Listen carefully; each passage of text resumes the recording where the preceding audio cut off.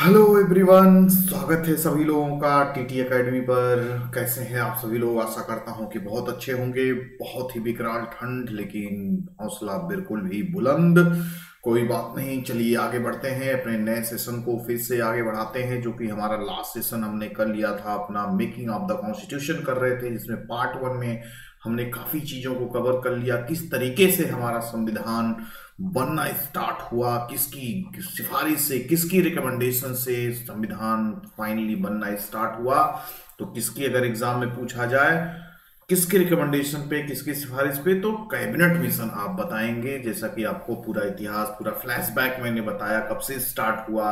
1895 से बाल गंगाधर तिलक, फिर गांधी जी, फिर आपके एम एन रॉय, फिर नेहरू जी, फिर ब्रिटिशों ने उसको ऑफिशियली एक्सेप्ट किया, फिर क्रिप्स मिशन आया जो कि फेल हुआ, फिर फाइनली कैबिनेट मिशन के रिकमेंडेशन पे आपका संविधान सभा का गठन किया गया और संविधान बनना स्टार्ट हुआ। तो हमने देखा पहले लेक्चर में संविधान सभा की पहली बैठक कब हुई, 9 दिसंबर 1946। फिर उसके बाद दूसरी बैठक हुई 11 दिसंबर को, जिसमें आपके परमानेंट प्रेसिडेंट चुने गए, आपके वाइस प्रेसिडेंट चुने गए उसमें।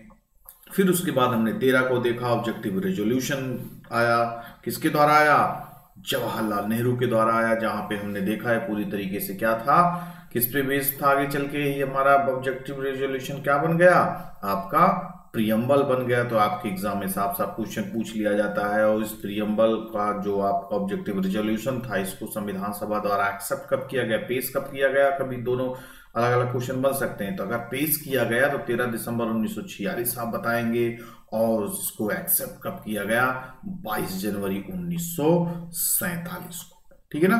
तो ये सारी बातें थी आपकी जो कॉन्स्टिट्यूशन बनने की जो शुरुआत हुई है। तो अब आगे बढ़ते हैं, इस सिलसिले को आगे बढ़ाते हैं। तो जैसा कि मैंने बात को खत्म कहां पे किया था, जब ये सारी चीजें हो गई, आपके परमानेंट प्रेसिडेंट चुन लिए गए, फिर उसके बाद कॉन्स्टिट्यूशनल एडवाइजर चुन लिए गए, तो अब धीरे धीरे सबको जिम्मेदारियां अलग अलग तरीके से देने की शुरुआत होना शुरू हो गई। ठीक है ना। तो जब जिम्मेदारियां नई नई दी जाने लगी, तो भाई नई नई समितियां बनी। होता नहीं है कि भाई बड़ा काम है तो उसके साथ साथ भाई अलग अलग तरीके से लोग जिम्मेदारी दी कि भाई उसका हेड बना दिया जाएगा, भैया तुम इसको करो, भैया तुम्हारे जिम्मे, भैया तुम्हारी जिम्मे। तो ये सब कोई भी बड़े काम में जिम्मेदारी दी जाती है। तो उसी जिम्मेदारी को देखते हुए कई सारी कमिटीज बनी, कई सारी समितियां बनी, और उसका एक एक करके क्या बनाया गया, अध्यक्ष बनाया गया। ठीक है ना। तो वो जो सारी कमिटीज थी, जो समितियां थी, वो भी आपके एग्जाम में पूछ ली जाती हैं। तो कम से कम 8-9 जो थी मेजर समिति थी, बड़ी समिति थी, और बाकी 10-12 कौन सी थी, छोटी समितियां थी, माइनर समितियां थी। ठीक है ना। तो बड़ी समितियां जो थी उन्हीं के बारे में क्वेश्चन वगैरह पूछ लेते हैं कि किस समिति का कौन अध्यक्ष था, एक शब्द में आपसे क्वेश्चन आ गया। या पूछ लिए आपके साथ कि किसके फॉर्म में, मैच द फॉलोइंग के फॉर्म में पूछ लिए, निम्नलिखित में से मिलाइए। या 3-4 समितियां दे दिए, फिर उसके अध्यक्ष दे दिए, फिर उसके साथ आपसे बोलेंगे कि भैया सही कौन है, गलत कौन है, who is out of which is correctly match. तो किसी भी फॉर्म में आपसे क्वेश्चन पूछ सकते हैं। तो आपको हर तरीके से तैयार रहना जरूरी है। तो जो सबसे पहले जो इंपॉर्टेंट समितियों में से एक समिति आती है, वो थी आपकी, ध्यान रखिएगा, जो इंपॉर्टेंट आपकी कॉन्स्टिट्यूशन असेंबली समितियां थी, वो थी आपकी एक union power committee. Union power committee, ठीक, जिसको आप हिंदी में कहेंगे संघीय शक्ति समिति। ठीक है ना, शक्ति समिति।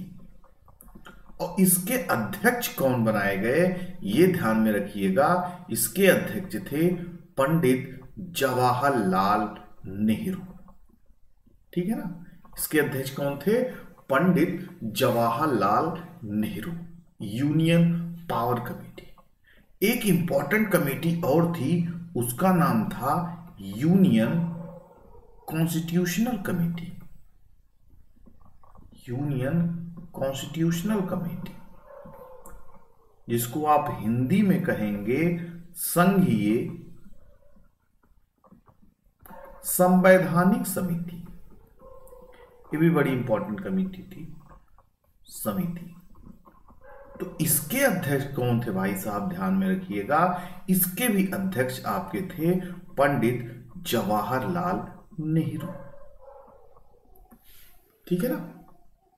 Union constitutional committee. एक कमेटी और थी जो पंडित जवाहरलाल नेहरू के ही खाते में जाती है। तीन कमेटियां, मतलब तीनों लाइन से ही कर दे रहा हूं कि जवाहरलाल नेहरू, ताकि याद करने में आसानी। जो देखो, जो यूनियन के नाम से है ना, ये भी एक आप समझ सकते हैं ट्रिक के तरीके से, यूनियन से रिलेटेड जो रहेगा वो जवाहरलाल नेहरू के ही खाते में जाएगी। ठीक है ना। एक यहाँ पे और है स्टेट कमेटी। वो आप कहेंगे सर स्टेट आ गया, तो ये स्टेट था, राज्यों का कैसे किस तरीके से सारी व्यवस्था करना है, सारा संचालन करना है किस तरीके। तो स्टेट कमेटी थी, एक राज्य समिति बनाई गई थी, जिनका अध्यक्ष बनाया गया था आपके जवाहरलाल नेहरू को। ये तीन इंपॉर्टेंट समितियां थी जिनके अध्यक्ष आपके कौन थे, जवाहरलाल नेहरू। ठीक। फिर एक इंपॉर्टेंट समिति आपकी आ जाती है, आपकी क्या थी, यूनियन, अब यूनियन नहीं, अब provincial constitutional committee. Provincial constitutional committee यानी प्रांतीय संवैधानिक समिति। अब देखो यहीं पे सेम, यहां पे जो है यूनियन कॉन्स्टिट्यूशनल कमेटी थी जो कि जवाहरलाल नेहरू को मिला। अब ये स्टेट मतलब प्रांतीय, प्रोविंशियल मतलब प्रांतीय, तो समझ जाना। अब ये छोटा वाला किसको मिल जा रहा है, तो छोटा वाला मिल जा रहा है किसको, संवैधानिक समिति जो थी यूनियन कॉन्स्टिट्यूशन, प्रांतीय कॉन्स्टिट्यूशनल कमेटी या प्रोविंशियल कॉन्स्टिट्यूशनल समिति। इसके अध्यक्ष बनाए गए वल्लभ भाई पटेल। ठीक है ना। इसके अध्यक्ष बनाए गए वल्लभ भाई पटेल। ठीक, ये आपको ध्यान में रखना है। फिर उसके बाद वल्लभ भाई पटेल को और एक बड़ा इंपॉर्टेंट समिति का अध्यक्ष बनाया गया, fundamental right and minority committee. ठीक है ना। Fundamental right and minority committee यानी मूल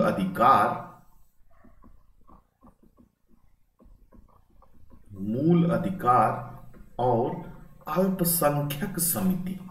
ठीक है ना, अल्पसंख्यक समिति।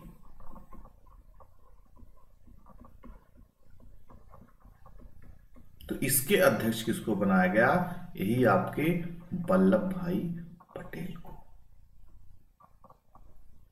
तो ये आप ध्यान में रखिएगा। ठीक।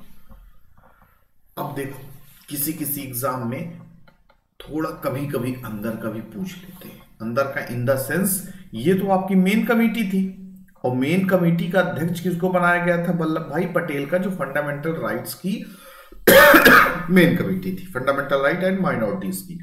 अब इन बड़ी कमेटियों की सब कमेटी भी थी, सबकी सब कमेटियां नहीं थी, इसी की ही सब कमेटी थी, फंडामेंटल राइट्स की भी एंड माइनॉरिटी की भी सब कमेटी थी। और इस सब कमेटी के भी अध्यक्ष अलग से बनाए गए थे। मतलब ये जो सब कमेटी थी, इनको सारा काम करके फिर अपने हेड को देना, मतलब वल्लभ भाई पटेल को देना, जो मेन कमेटी के हेड थे। तो एक कई सारे आपके एग्जाम से पूछा जा चुका, जो फंडामेंटल राइट की जो सब कमेटी थी उसके अध्यक्ष कौन थे, तो ये ध्यान में रखिएगा। इसके अध्यक्ष थे आपके जेबी कृपलानी। जेबी कृपलानी। और इसकी माइनॉरिटी कमेटी के जो सब कमेटी थी उसके अध्यक्ष थे एस.सी. मुखर्जी। इसको बताना नहीं भूल रहा हूं इसलिए क्योंकि एक दो एग्जाम में पूछा जा चुका है। ठीक है ना, और भी छोटे एग्जामों में, वनडे एग्जामों में, तो वही है कि हमें इग्नोर नहीं करना चाहिए। कुछ फैक्ट है, कभी भी एग्जाम में आ सकता है, परीक्षा है, पर की इच्छा है। ठीक है ना, तो इतना बात समझ रहे हैं। तो ये इंपॉर्टेंट हो गई। तो अगर आपसे साफ साफ अगर पूछ ले कि फंडामेंटल राइट्स यानी मूल अधिकार और आपके अल्पसंख्यक अधिकार समिति के अध्यक्ष कौन थे, तो आप सीधा वल्लभ भाई पटेल करोगे। फिर उसके बाद अगर मूल अधिकार की जो उप समिति थी, ठीक है ना, उसके अध्यक्ष कौन थे, तो जेबी कृपलानी आप बताओ, ठीक है ना। तो ये बात हो गई वल्लभ भाई पटेल और जवाहरलाल नेहरू के, हमने देख लिए इंपॉर्टेंट समितियां। कहां गया, चलिए आगे बढ़ते हैं। फिर बात आ जाती है कुछ और इंपॉर्टेंट, एक थी आपकी रूल्स कमेटी,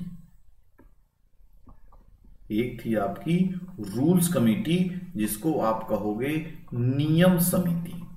तो नियम समिति के अध्यक्ष बनाया गया था, कौन थे आपके, सारे नियम कानून वगैरह के बारे में सारी जानकारी रखेंगे देखेंगे, वो थे आपके राजेंद्र प्रसाद,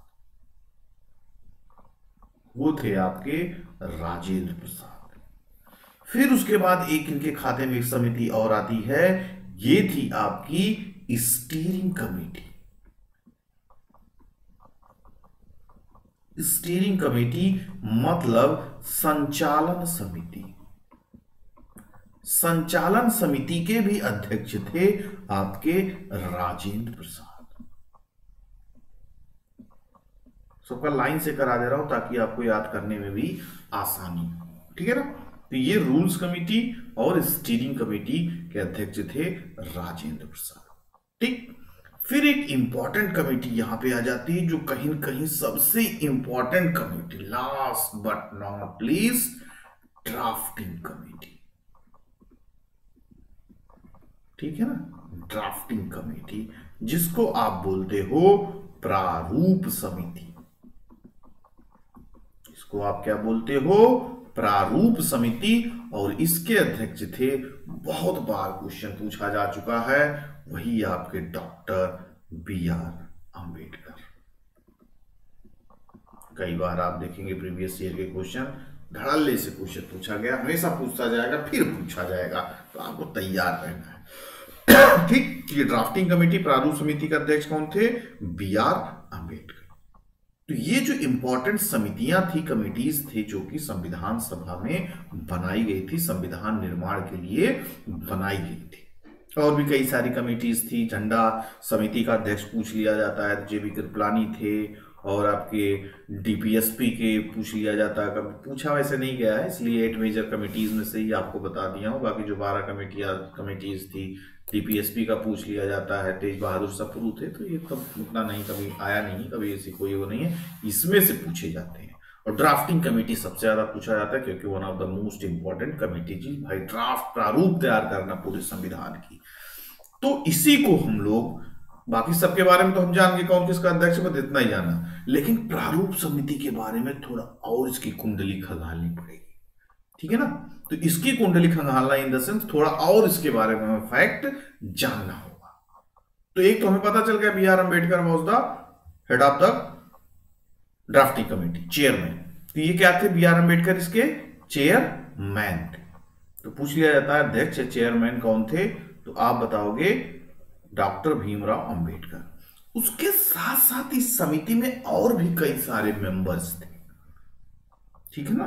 तो एग्जाम में तो साफ साफ कभी कभी पूछ लेते हैं, पूछा गया है कि प्रारूप समिति में टोटल सदस्यों की संख्या कितनी थी, हाउ मेनी मेंबर्स।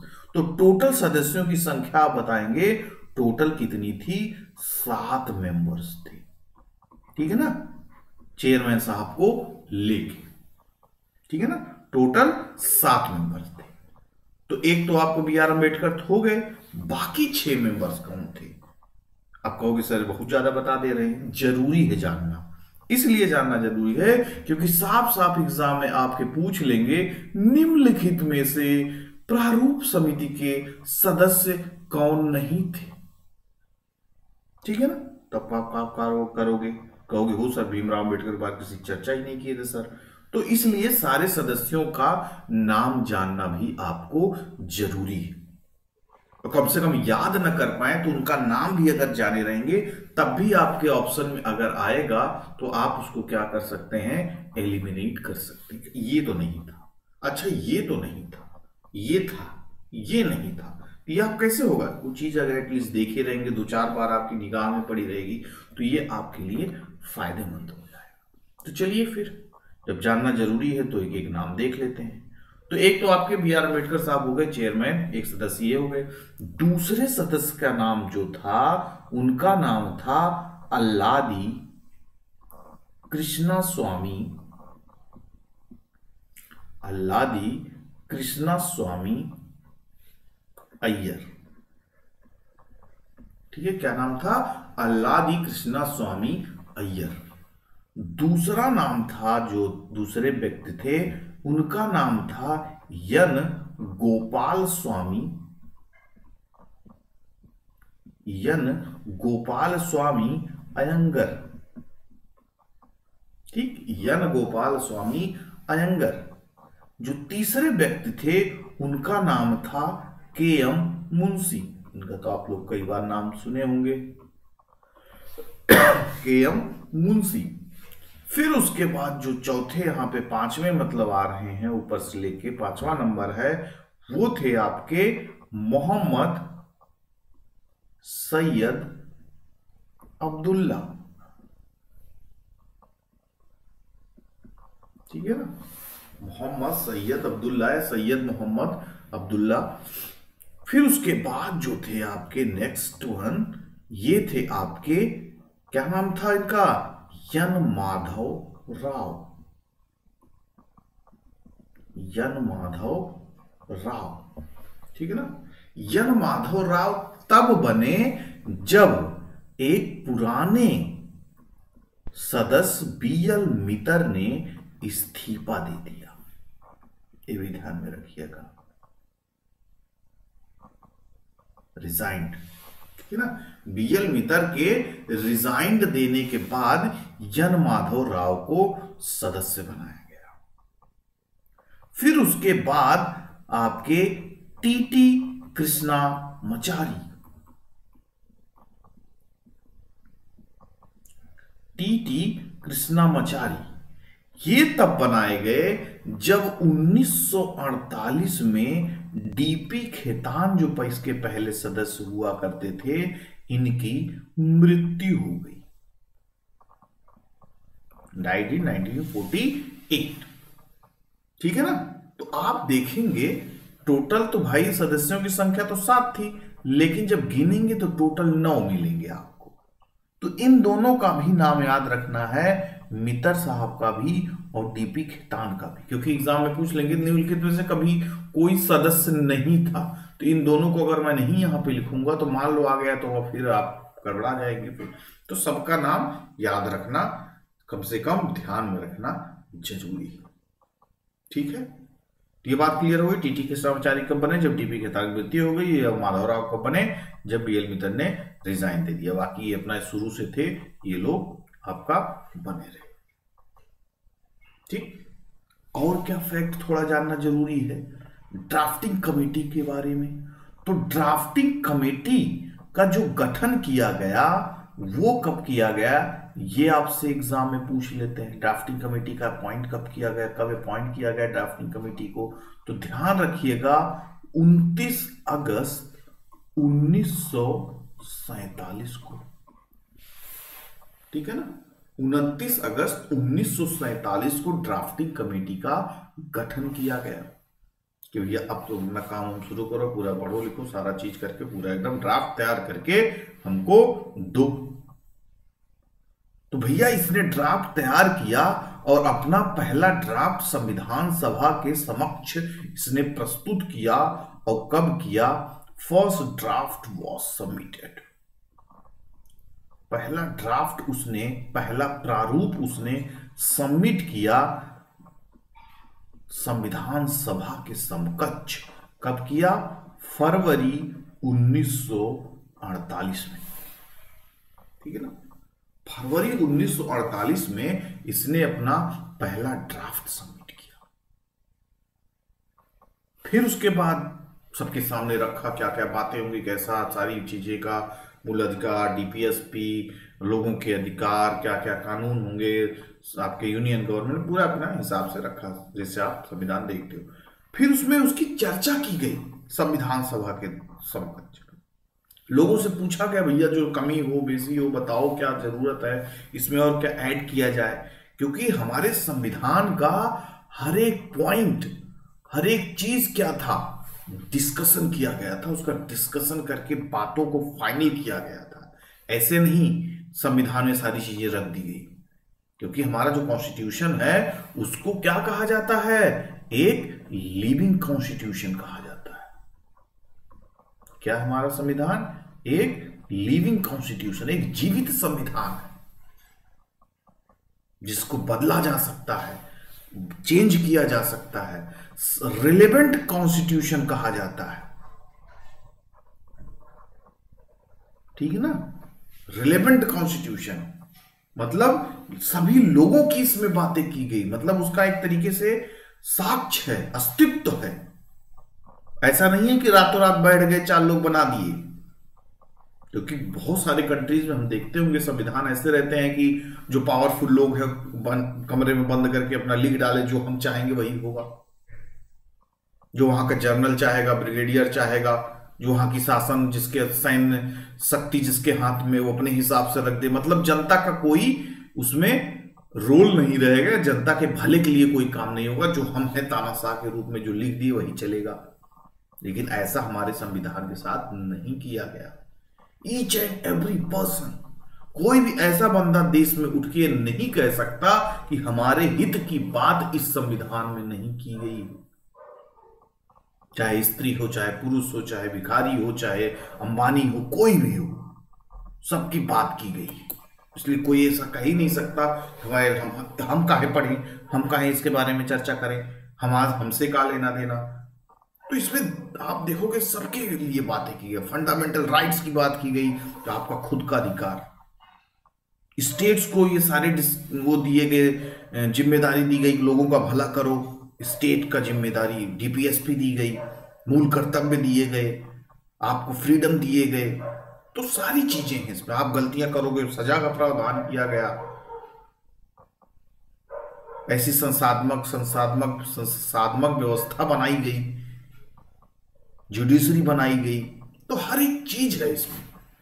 तो इसको क्या है, रिलेवेंट कॉन्स्टिट्यूशन। तो हर चीज का डिस्कशन किया जाता था, हर चीज की चर्चा की जाती, तब फाइनल किया जाता था। तो पहला ड्राफ्ट जब पेश किया गया तो उसमें जो कमी थी सारी चीजों की, लोगों ने बताया भैया ऐसा नहीं, इसको ऐसा करो, तो ठीक है कर लेंगे सारी चीजें। तो ये पहले ड्राफ्ट के बाद फिर उन्होंने सुधार वगैरह करके और चीजों को ऐड करके अपना दूसरा ड्राफ्ट पेश किया प्रारूप समिति ने आपके कॉन्स्टिट्यूएंट असेंबली के सामने। कब किया, नवंबर 1948 में। कब किया, नवंबर 1948 में। फिर कहा भैया जो उनका बेसी हो बता दो, उसको फाइनल कर देंगे, अब की दोबारा 20 बार नहीं, अब की फाइनल करेंगे। तो फिर उसमें अपना छांट काट के 4-5 हजार अमेंडमेंट टाइप किए गए, 4-5 लोगों ने कमेंट्स किए भैया ये सही करो वो सही करो। फिर फाइनली इन्होंने अपना ड्राफ्ट सबमिट किया।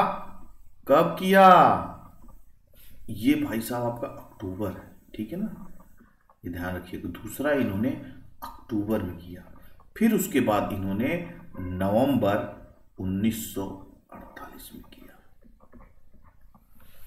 ठीक, नवंबर 1948 में किया। फिर जब फाइनल ड्राफ्ट हो गया, फाइनल रीडिंग हुई, टोटल 3 रीडिंग की गई संविधान की, और फिर फाइनल जाके हमारा जो संविधान को अडॉप्ट किया गया कॉन्स्टिट्यूएंट असेंबली के द्वारा, वो कब किया गया, अंगीकृत कब किया गया, वो कौन सी डेट थी, वो थी आपकी 26 नवंबर 1949। 26 नवंबर 1949 को संविधान सभा के द्वारा आपके संविधान को अंगीकृत कर लिया गया, अडॉप्ट कर लिया गया। और फाइनली जाके 26 जनवरी 1950 को इसको लागू कर दिया गया, केम इनटू फोर्स। पूछा जाता है अंगीकृत कब किया गया, अडॉप्ट किया गया, कब किया गया, 26 नवंबर 1949, और 26 जनवरी 1950 को इसको लागू कर दिया गया। 284 सदस्य मौजूद थे जिन्होंने फाइनली हस्ताक्षर किए। पहले तो आपके कौन थे, जब ड्राफ्ट पूरा सौंपा संविधान को बाबा साहब अम्बेडकर ने, फिर उसको एक्सेप्ट किया, भाई लिए आपके कौन जो हेड थे, जो लीड कर रहे थे, राजेंद्र प्रसाद, फिर फाइनल पहली साइन तो उनकी थी, फिर उसके बाद आपके 284 लोग उस पर क्या किए, साइन किए। 284 जो मौजूद थे, ठीक है ना, जो मौजूद थे। तो फाइनली बात यहां पे आ रही है, अडॉप्ट करना फिर लागू करना। तो भाई साहब आप लोग को जब यहां पे दिख रहा होगा 26 नवंबर को जब इसको एक्सेप्ट कर लिया गया, तो ये लागू करने के लिए 2-3 महीने का समय क्यों लिया गया? भाई जब तुम इतना दिन लिए, 2 साल 11 महीना 18 दिन, और 2-4 महीना ले लेते। पूछा जाता साफ साफ इस संविधान को बनने में कितना समय लगा, तो ये साफ साफ साल, महीना, दिन के साथ साथ ऑप्शन में आपके कई साल, 2 साल 12 महीना, 2 साल 10 महीना 14 दिन, तो इस तरीके से आता है। तो आपको ये भी याद रखना है 2 साल 11 महीना 18 दिन लगा था, ठीक है ना। तो इतना दिन जब लगा तो 2-3 महीना और ले लेते।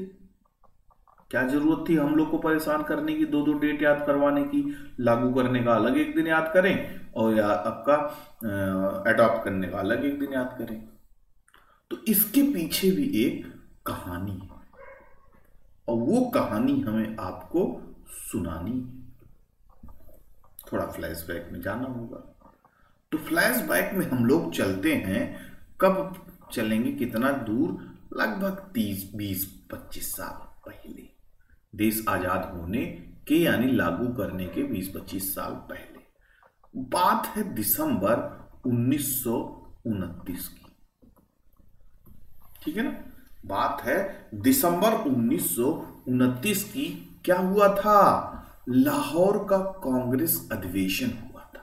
जैसे आपकी कांग्रेस, इंडियन नेशनल कांग्रेस थी, तो वो क्या करती थी, प्रत्येक वर्ष अपना अलग अलग जगहों पे अपना अधिवेशन करती थी, सेशन करती थी, ठीक है ना, कि इस साल हमारा क्या रिजोल्यूशन होगा, अब हमारा आगे की क्या रणनीति होगी, ये सब सारी चीजें होती थी। तो लाहौर में दिसंबर 1929 में लाहौर सेशन हुआ, लाहौर अधिवेशन हुआ। और इस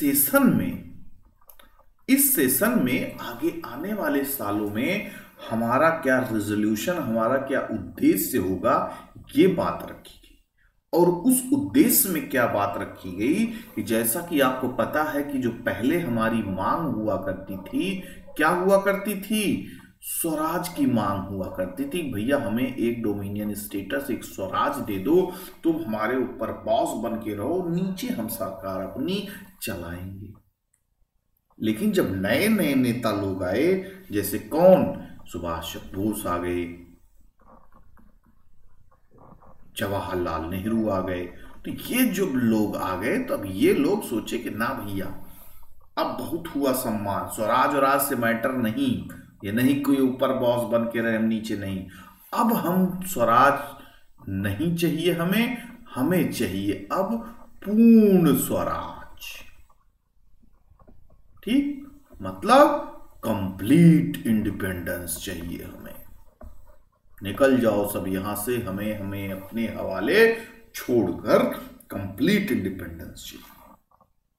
तो ये रिजोल्यूशन यहां पे इस लाहौर अधिवेशन में पास किया गया।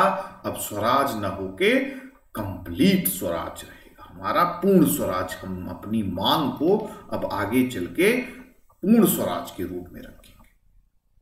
और आने वाले 26 जनवरी को, अगले महीने, ये कब बात हो रही है, ये दिसंबर में बात हो रही है, यानी आने वाले 26 जनवरी को प्रत्येक वर्ष हम लोग क्या मनाएंगे, इंडिपेंडेंस डे के रूप में मनाएंगे, स्वतंत्रता दिवस के रूप में मनाएंगे।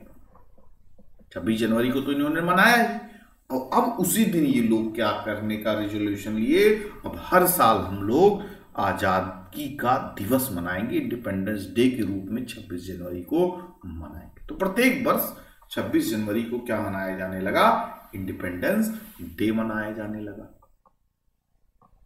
लेकिन वही हुआ क्या, खुदा को कुछ और ही मंजूर था। हम आजाद किस दिन हुए? 15 अगस्त 1947 को। ठीक, हम आजाद किस दिन हुए?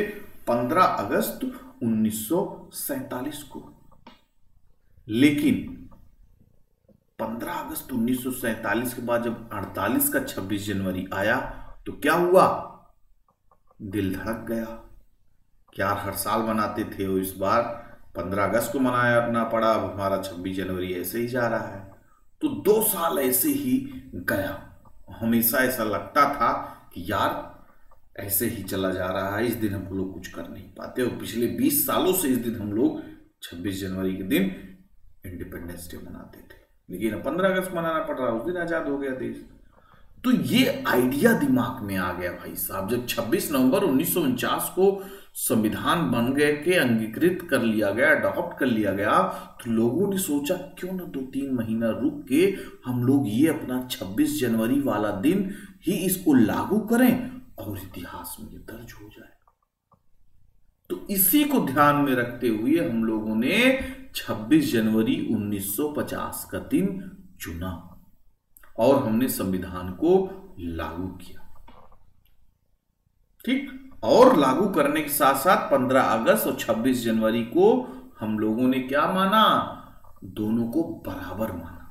एक को हम इंडिपेंडेंस डे के रूप में मनाने लगे और 26 जनवरी को हम गणतंत्र दिवस के रूप में मनाने लगे। इक्वल इंपॉर्टेंस देके छोटा बड़ा। इसके पीछे की कहानी समझ में आई? Very good. ये भी हमने देखा एक फैक्ट, पूरे संविधान को बनाने में कितना वक्त लगा? 2 साल 11 महीना 18 दिन। टोटल खर्चा पानी कितना आया था भाई? इतना दिन में बनाए हो, खाना पीना, नाश्ता पानी, किताब का सारा हर चीज पूरा, ऐसा थोड़े ना सब फ्री में आके चले जाते डिस्कस करके। खर्चा भी बनाने में आता था। तो टोटल खर्चा जो लगा, वो टोटल जो खर्चा आया आपका 64 लाख रुपए का खर्चा आया था संविधान को बनाने में। इसमें भी पूरा अंदर तक जाएंगे, लेकिन कभी पूछा नहीं गया। 63,96,263 रुपए लगा था। ठीक है ना, तो उतना जानने की जरूरत नहीं है। तो 64 लाख अप्रॉक्स आपके पैसे खर्च हुए। आज के समय का तो लगा देते भ्रष्टाचार वाली सरकार, अगर अब संविधान बनाना होता 64,000 करोड़ का बिल बैठा देते लेकिन उस समय ईमानदारी का जमाना था, उतना खर्चा पानी भी लोग नहीं करते थे।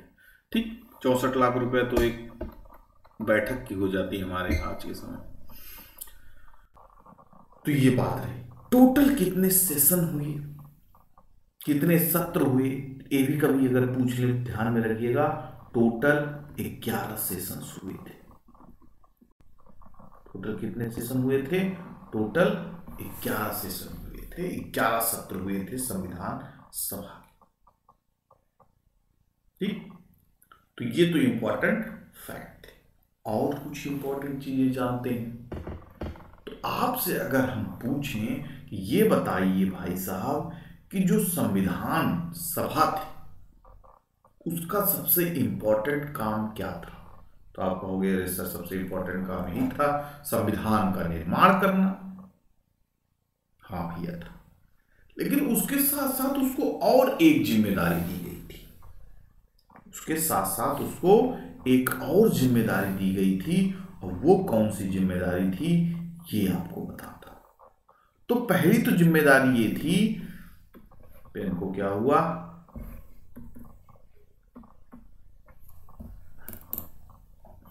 हाँ चलो धीरे धीरे ठीक होगा। हाँ, तो जो सबसे बड़ी जिम्मेदारी दी गई थी संविधान सभा की, वो थी आपकी संविधान का निर्माण करना। और दूसरा सबसे बड़ी जिम्मेदारी ये थी कि जब तक नई गवर्नमेंट चुन के नहीं आ जाती, जब तक नए संसद का निर्माण नहीं हो जाता, तब तक संविधान सभा को संसद के रूप में यानी प्रोविजनल पार्लियामेंट के रूप में काम ठीक है ना, तब तक प्रोविजनल पार्लियामेंट के रूप में काम करना। तो जो दो सबसे बड़े कार्य थे, जो टू इंपॉर्टेंट फंक्शन था आपका संविधान सभा का, वो था एक तो आपका मेकिंग ऑफ द कॉन्स्टिट्यूशन, ठीक है, मेकिंग ऑफ द कॉन्स्टिट्यूशन, और जो दूसरा सबसे बड़ा काम था एक प्रोविजनल पार्लियामेंट के रूप में काम करना, ठीक है ना। अभी आप उस बीच भी तो कानून वगैरह बनते थे, उस बीच भी तो नई नई चीजों को लाना रहता था, तो किससे करवाओगे? तो असेंबली तो थी ही, सभा थी ही, जैसे आज का पार्लियामेंट है उसी तरीके से उस समय भी था, तो वही काम करेगी एज अ प्रोविजनल पार्लियामेंट का काम, जब तक नया संसद यानी नया चुनाव वगैरह नहीं हो जाता।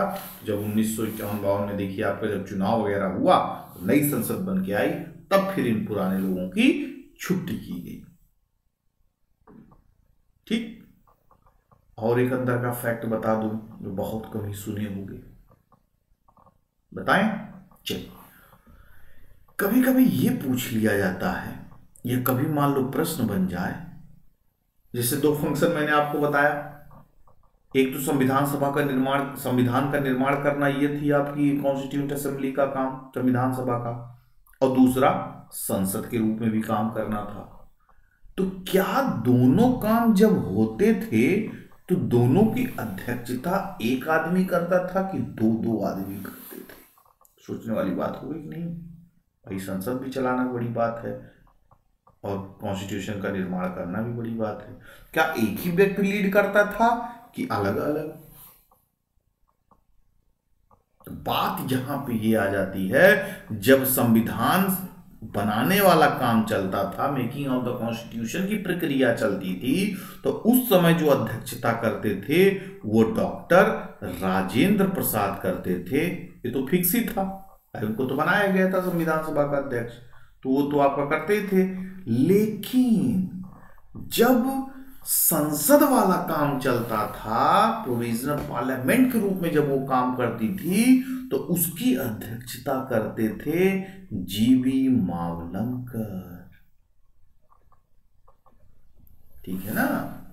उसकी अध्यक्षता कौन करते थे? जीवी मावलंकर।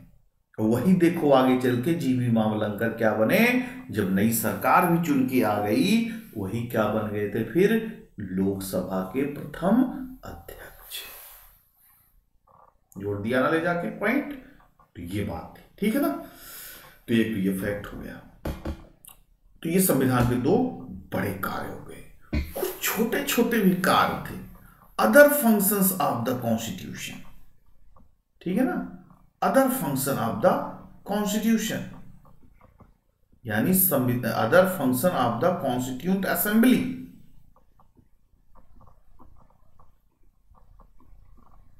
ठीक है ना, यानी संविधान सभा की कुछ और भी कार्य थे।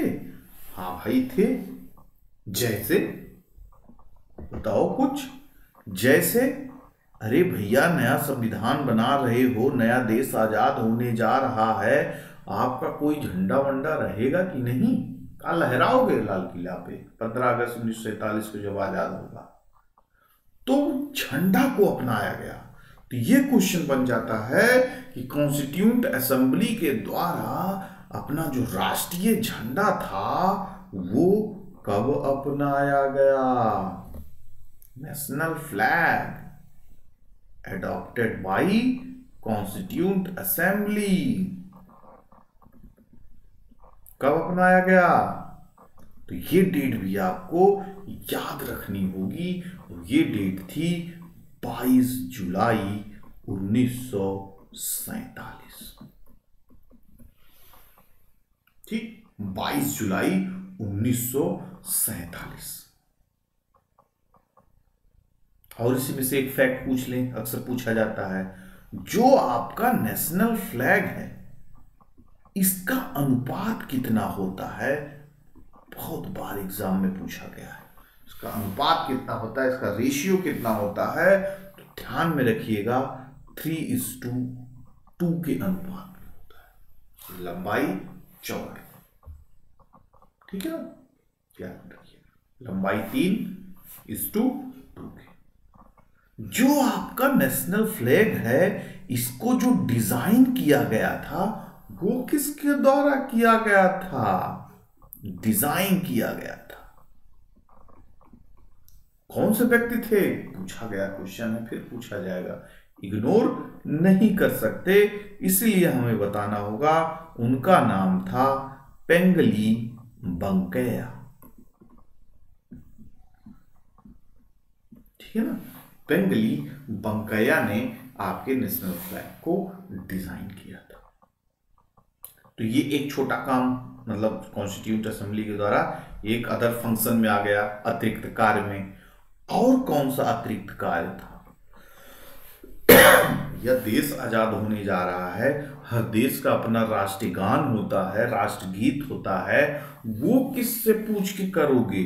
चौराहे पर से थोड़ी किसी से पूछोगे कि भैया झंडा अपनाना है, राष्ट्रगान करना है। ये सब काम भी तो कॉन्स्टिट्यूंट असेंबली करेगी। तो ये भी इन्हीं का अदर फंक्शन में था कि अपने देश का अब नेशनल एंथम क्या होगा उसको भी फाइनल कर लेना है। नेशनल एंथम मतलब राष्ट्र गान कौन सा बजाओगे?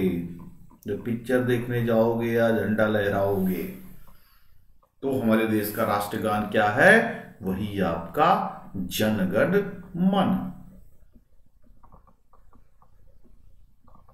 ठीक, जनगण मन हमारे देश का राष्ट्रीय गान है। इसके रचयिता कौन है? आपको बचपन से ही पता है, आपके रविंद्रनाथ टैगोर। ठीक, रविंद्रनाथ टैगोर। और अंदर की बात क्या पूछ लिया जाता है कि जो हमारा राष्ट्रगान है इसको गाने में टोटल कितने सेकंड लगते हैं? कहोगे सर तो बचपन से 5th क्लास से पढ़ते आ रहे हैं, 4th क्लास से, टोटल 52 सेकंड सर का। अच्छा, बहुत बता रहे हो बेटा, चलो अच्छा बताओ। तो जो अपना ये राष्ट्रगान है 52 सेकंड में पूरा गाए हो, तो ये अगर पूरा गाए हो शुरू से लेके आखिरी स्टेंजा तक, तो जरा बताना शुरुआत के 2 स्टेंजा, आखिरी के 2 स्टेंजा गाने में कितना समय लगता है? इसको शॉर्ट नेशनल एंथम कहते हैं। बहुत सारे ओकेजन पे छोटा वाला ही गा दिया जाता है जब ज्यादा समय नहीं रहता। तो उसको गाने में कितना समय लगता है वो बहुत बार एग्जाम में पूछा जाता है। उसको गाने में लगता है 20 सेकंड। ठीक है, ये बात क्लियर हो गई। फिर एक क्वेश्चन बना राष्ट्रगान में। ये क्वेश्चन बन गया आपका, पूछ लिया जाता है कि जो आपका ये राष्ट्रगान था सबसे पहली बार कब गाया गया?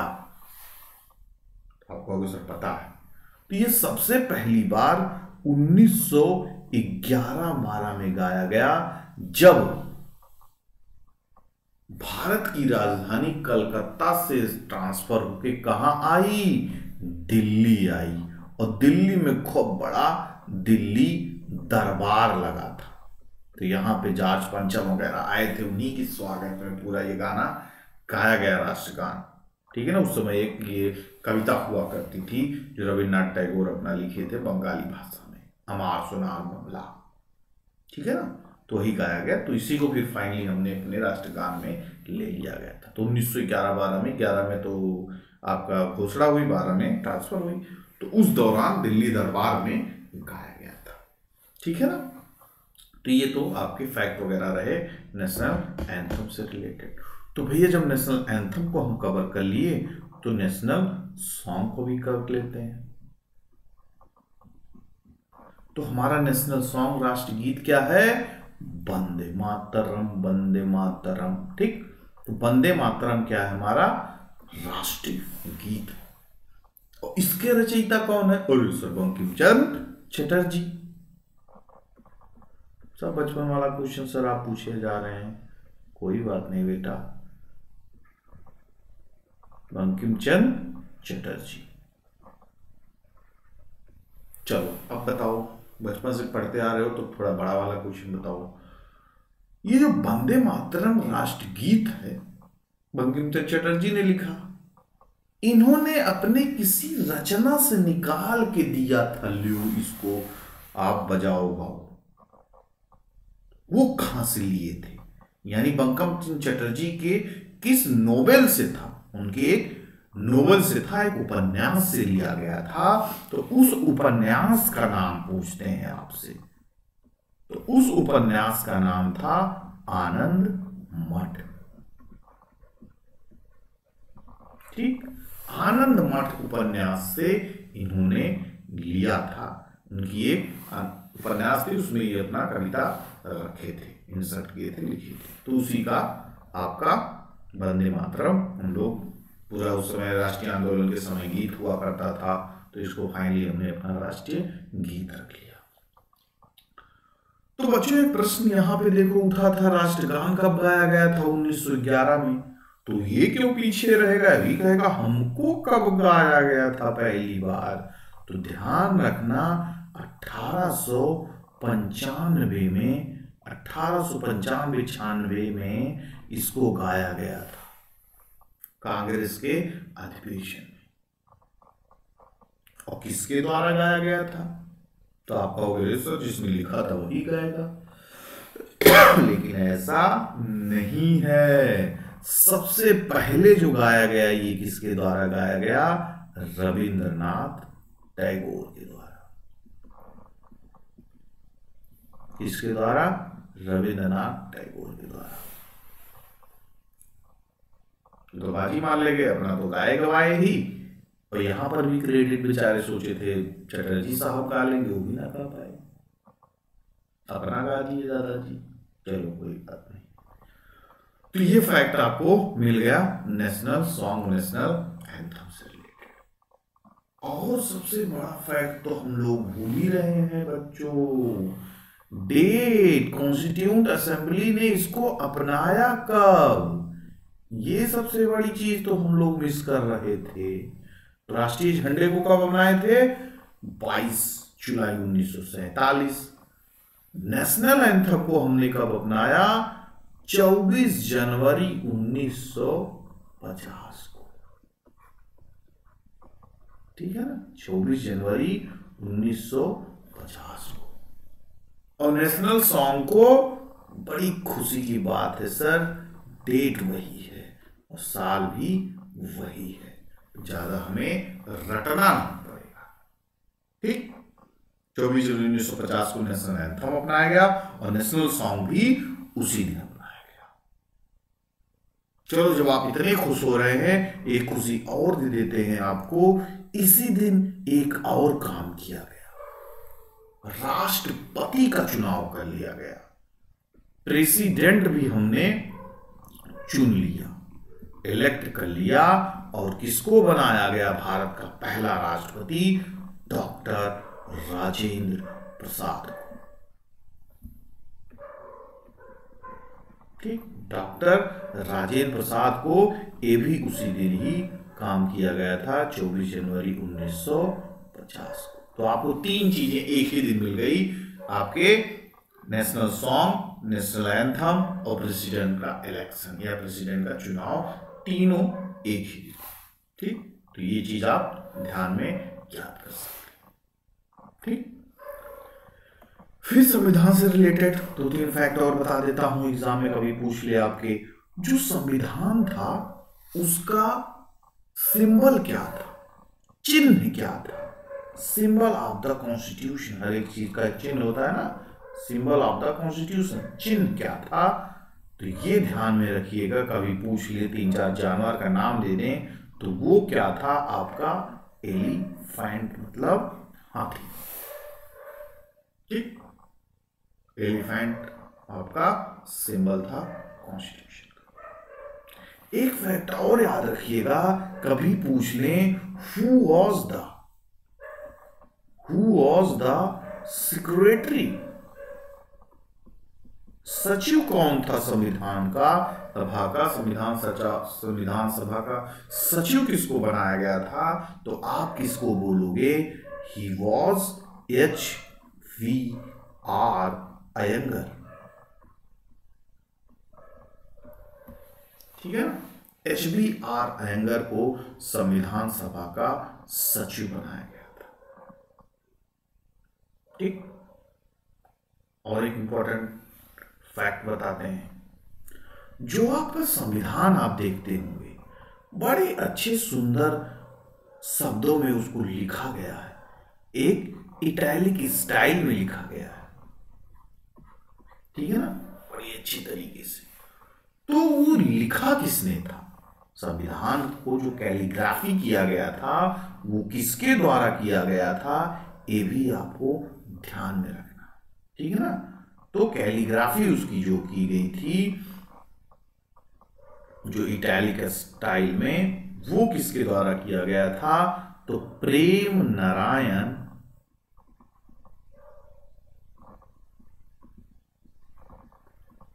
रैजदा उनका नाम था।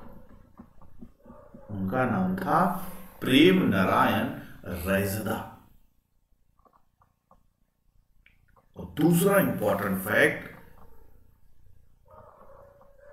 आप देखिए होंगे संविधान को, तो उसके किनारे किनारे आप देखते होंगे बड़े अच्छे तरीके से उसको ब्यूटीफाई किया गया है, सजाया बजाया गया है, डेकोरेटेड किया गया है। तो ये कभी आपसे पूछ लें, who decorated and beautified Indian constitution, किसने उसको अच्छे तरीके से सजाया बजाया और क्या कहते हैं डेकोरेटेड किया? तो वो दो लोगों को बुलाया गया था शांति निकेतन से। और वो दो कौन से लोग थे? एक का नाम था नंदलाल बोस एंड राम मनोहर लोहिया, नहीं भाई साहब, सिन्हा। ठीक, नंदलाल बोस और राम मनोहर सिन्हा, इन दोनों ने मिलकर उसको पूरी तरीके से ब्यूटीफाई किया। यहाँ देखोगे आप कभी खुलना फूल पताका पूरा बना होगा किनारे किनारे, पूरा अच्छे अच्छे तरीके से, तो इसको बड़े अच्छे तरीके से सजाया बजाया गया था। फिर यहाँ पे इसको कैलीग्राफी के द्वारा बढ़िया इटैलिक स्टाइल में लिखा गया था। ठीक, तो ये तो संविधान को दोनों लोगों ने मिलकर अच्छे तरीके से सजाया बजाया गया। लेकिन यहीं पर ही थोड़ा आपको दिमाग को सतर्क रखना है। कभी एग्जाम में पूछ लें कि जो आपका प्रियम्बल था, जो आपकी प्रस्तावना है, उसको अलग से बाद में, उसको संविधान बनने के बाद में अलग से उसको थोड़ा ऐड किया गया था ना, और बढ़िया सजाया बजाया गया, उसको किसी अलग को जिम्मेदारी दी गई। तो वो कौन किया? प्रियम्बल को किसने डेकोरेट किया, सारी चीज किया? तो नंदलाल बोस को तुम घर भेज देना, सिर्फ और सिर्फ राम मनोहर सिन्हा ने अकेले किया था।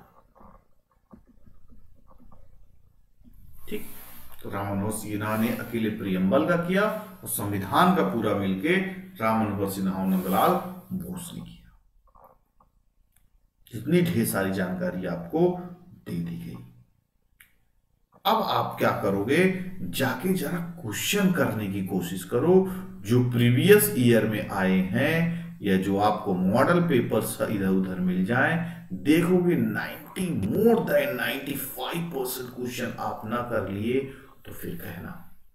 ईच एंड एवरीथिंग लगभग ऑलमोस्ट इसमें आपसे डिस्कशन हो गया। तो बड़े काम की चीज है लेक्चर आपका, और इतना जब काम का है तो आप इसको अच्छे से पढ़िए। दोनों लेक्चर पार्ट 1 पार्ट 2 कीजिए, अच्छे तरीके से समझिए, और लोगों को भी जानने और समझने की पूरा उनको भी हक है जानने का, उनको भी हक दीजिए। तो ज्यादा से ज्यादा इसको आप क्या कीजिए, शेयर कीजिए, ताकि ज्यादा से ज्यादा लोगों को पता चले। फीडबैक दीजिए, कमेंट्स दीजिए, बताइए अच्छा लगा कि नहीं लगा, सुधार क्या करें, क्योंकि रॉकेट साइंस तो पढ़ा नहीं रहे हैं कि चेंज नहीं किया जा सकता, बड़ा टेक्निकल तरीकों में सुधार करें। या आपके नोट्स में इसका आपको पीडीएफ वगैरह भी, टेलीग्राम चैनल भी आप ज्वाइन कर सकते हैं मेरा, वहाँ पे तरुण तिवारी के नाम से टेलीग्राम चैनल आप ज्वाइन कर सकते हैं। तो आपको वहाँ पे पीडीएफ वगैरह भी सारी चीज़ें मिल जाया करेंगी अलग से, पूरा पावर पॉइंट पे बना के PDF आपको दे दिया करूंगा। तो बाकी यहाँ पे जो क्लास में चलती हैं वो सारी चीजों को लिख दिया कीजिए, ज्यादा से ज्यादा चीजें यहाँ मिलती हैं डिस्कशन में, इसलिए क्लास बहुत इंपॉर्टेंट होती है। ठीक, अलग से कितनी सारी बातें टीचर बताता है तो वो भी आप एग्जाम में क्लिक करती।